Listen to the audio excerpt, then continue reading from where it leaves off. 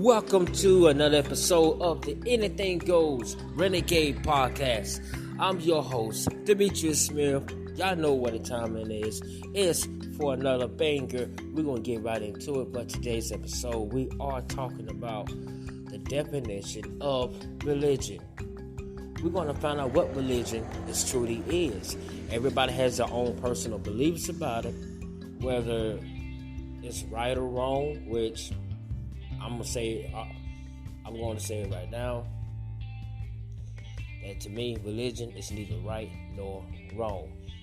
It's just part of the piece of the puzzle called life, called the universe. It is another tool for the universe to use in trying to reach us and teach us. But you know what? We're going to get right into it. That is enough jibber jabber. Let's do it.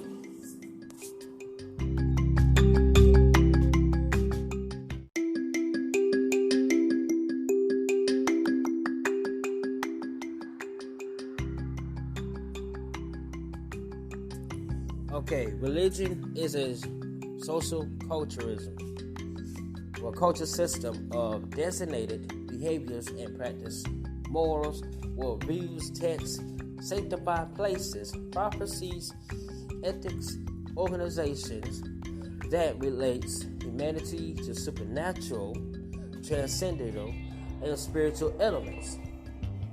However, there is no scholarly consensus over what constitutes a religion. Different religions may or may not contain various elements ranging from the divine, sacred things, faith in supernatural being or supernatural beings, or some sort of ultimacy, transcendence that will provide norms and power for the rest of your life. Religious practice may include rituals, ceremonies, commemoration, veneration of deities and or saints, sacrifices, festivals, feasts, chants, initiations, funeral service,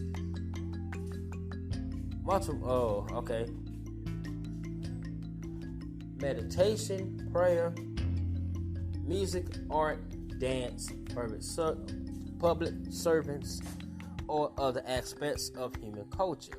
Religions have sacred history and narratives which may be preserved in sacred scriptures and symbols and holy places that aim mostly to give meaning to life.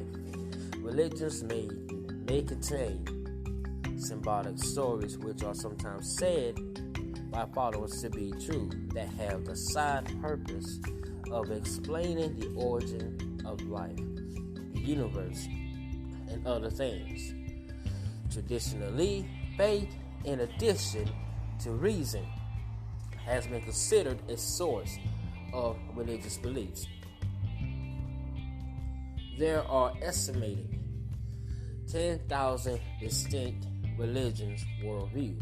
About 84% of the world's population is affiliated with Christianity, Islam, Hinduism, Buddhism, or some sort of folk religion. The religious unaffiliated demographic includes those who do not identify with any particular religion, atheists, and agnostic, while the religiously unaffiliated have grown globally. Many of the religiously unaffiliated still have various religious beliefs. The study of religion encompasses a wide variety of academic disciplines, including theology, comparative religion, and social scientific studies. Theories of religion offer various explanations for the origins and workings of religion, including the ontological foundation of religions, religious being and belief.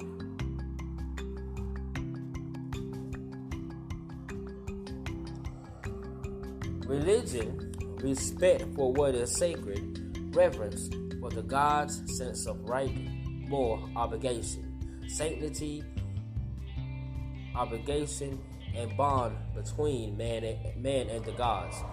It is derived from the Latin religio, the ultimate origins of which are obscure. One possible interpretation traced to Cicero connects lego, read, i.e., read again, with lego in the sense of choose, go over again, or consider carefully. The definition of relego by Cicero is cultum deorum, the proper performance of rites and veneration of the gods. Julius Caesar used relego to mean obligation of an oath when discussing captured soldiers making an oath to their captors. The Roman neutralist Pliny the Elder used the term relego on elephants in that they ventured the sun and the moon. Modern scholars such as Tom Harper and Joseph Campbell favor the derivation from lego, bind, connect, probable, form a prefix relego, i.e. read again plus lego to reconnect, which was made prominent by Saint Augustine. Following the interpretation given by, boy, these doggone names is hard to pronounce, Loctime Torres and Divine Institutionist. The medieval usage alternates with order in designating bonded communities like those a monastic orders. We hear of the religion of the Golden Fleece, of a knight of the religion of Oblas. In classic antiquity, relego broadly meant constitutiveness, sense of right, moral obligation, or duty to anything. In the ancient and medieval world, the etymological Latin root of relego was understood as an individual virtue of worship in mundane context, never as doctrine, practice, or actual source of knowledge. In general, relego referred to broad social obligation towards anything, including family, neighbors, rulers, and even towards gods. Relego was most often used by the ancient Romans, not in the context as a relation towards gods, but as a range of general emotions such as hesitation, caution, anxiety, fear, feelings of being bound, restricted, inhabited, which arose from heightened attention in any mundane context. The term was also closely related to other terms like scurrupus,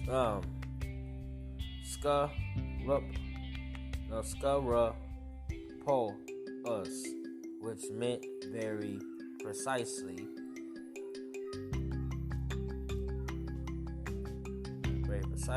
and some Roman authors related the term superstitio, which meant too much fear or anxiety or shame, to relego at times. When relego came into English around the 1200s as religion, it took the meaning of life bound by monotheistic vows or monotheistic orders. The compartmentalized concept of religion, where religious things were separated from worldly things, was not used before the 1500s. The concept of religion was first used in the 1500s to distinguish the domain of the church and the domain of civil authorities. In the ancient Greece, the Greek term theoristic was loosely translated into Latin as religo in late antiquity. The term was sparsely used in classic Greece, but came more frequently used in the writing of Josephus in the 1st century CE. It was used in mundane contexts and could mean multiple things, from respectful fear to excessive or harmful distraction practice of others to culticate practice. It was often constructed with the Greek word, I'm not going to pronounce that word, Deisidammonia, which meant too much fear. The modern concept of religion as an abstraction that entails distant sets of beliefs or doctrines is a recent reinvention in the English language. Such uses began with texts from the 17th century due to events such as the splitting Christendom during the Protestant Reformation and globalization in the age of exploration, which involved contact with enormous foreign cultures with non-European language. Some argue that regardless of its definition, it is not appropriate to apply the term religion to non-Western cultures. Others argue that using religion on non-Western cultures distort what people do and believe. The concept of religion was formed in the 16th and 17th century, despite the fact that ancient sacred texts like the Bible, the Quran, and others did not have a word or even a concept of religion in the original language, and neither did the people or the cultures in which these sacred texts were written. For example, there is no precise equivalent of religion in Hebrew, and Judaism does not distinguish clearly between religious, national, racial, or ethnic identities. One of its central concepts is Hanukkah.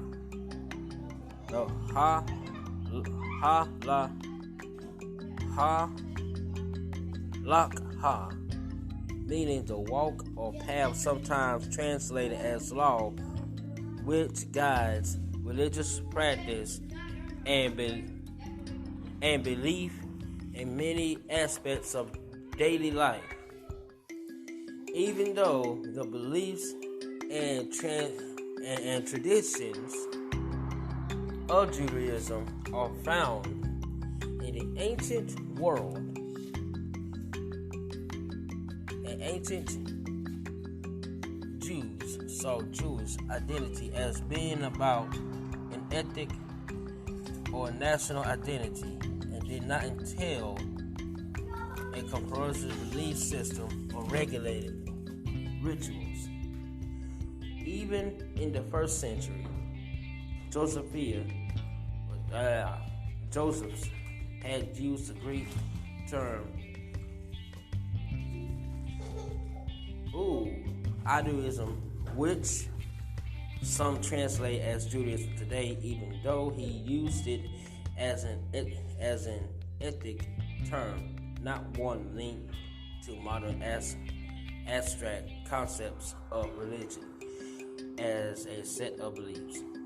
it was in the 19th century that Jews began to see their ancestral culture as a religion, analogously to Christianity. The Greek word the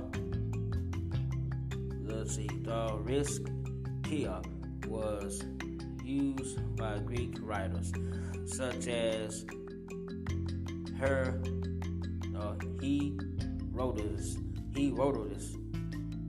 and Josephus, is found in the New Testament. The riskia is sometimes translated as religion in today's translation. However, the term was understood as worship well into the medieval period. In the Quran, the Arab word din is often translated as religion in modern translation, but up to the mid-1600s, translators expressed din as law. The Sanskrit word dharma, sometimes translated as religion, also means law. Throughout classical South Asia, the study of law consisted of concepts such as penance through pity and ceremonial as well as practical traditions. Medieval Japan at first had a similar union between imperial law and universal or Buddha law, but these later became independent source of power. Throughout the America, Native Americans never had a concept of religion since their traditions do not fit into such European concepts. Though tradition, sacred texts, and practice have existed throughout time, most cultures did not align with Western concepts of religion since they did not separate everyday life from the sacred. In the 18th and 19th centuries, the term Buddhism, Hinduism, Taoism, Confucianism, and world religions first entered the English language. No one self-identified as a Hindu or Buddhist or other similar terms before the 1800s. Hindu has historically been used as a geographic, culture, and later religious identifier for people indigenous to the Indian subcontinent. Throughout its long history, Japan had no concept of religion since there was no corresponding Japanese word nor anything close to its meaning. But when American warships appeared off the coast of Japan in 1853 and forced the Japanese government to sign treaties demanding, among other things, freedom of religion, the country had to contend with this Western idea. According to the philosophical Max Muller, in the 19th century, the root of the English word religion, the Latin regio, was originally used to mean only reverence for God or the gods, careful pondering of divine things, pity, which is our further derived to mean diligence. Max Muller characterized many other cultures around the world, including Egypt, Persia, and India, as having a similar power structure. At this point in history, what is called ancient religion today, they would have only called law. Now, scholars have failed to agree on a definition of religion. There are, however, two general definition systems: the sociological, functional, and phenomenological, philosophical.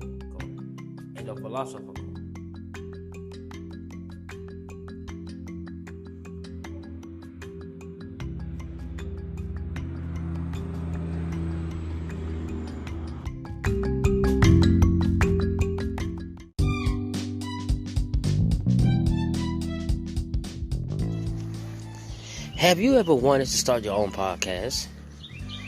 Are you passionate about a favorite subject matter or a message that you want everyone to listen to,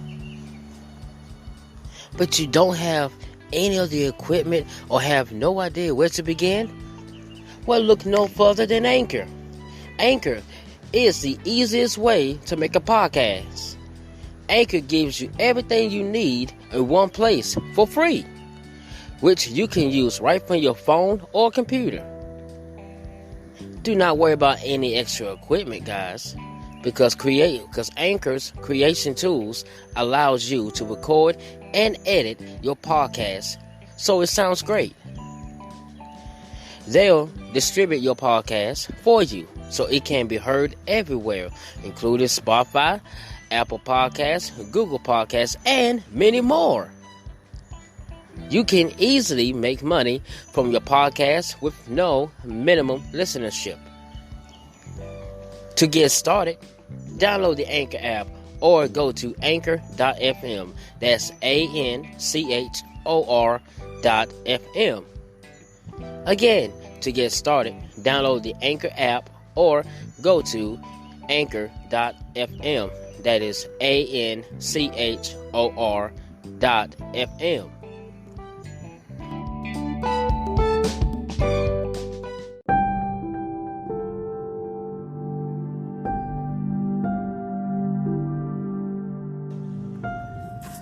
That is it for today's episode. Sorry about for all the noise in the background. And I apologize for butchering the names and the words in today's episode. Guys, I am not a wordsmith. I don't even know Latin that well. Hardly. But I hope you guys have fun listening to what religion is. And you know what? I will catch you guys the next time. And I hope you guys had a wonderful time listening to today's episode. And I hope you guys have a good weekend. And if you guys are going out party tonight, please be safe. Please be mindful. And please do not drink and drive. Okay? I'll see you guys later. Deuces.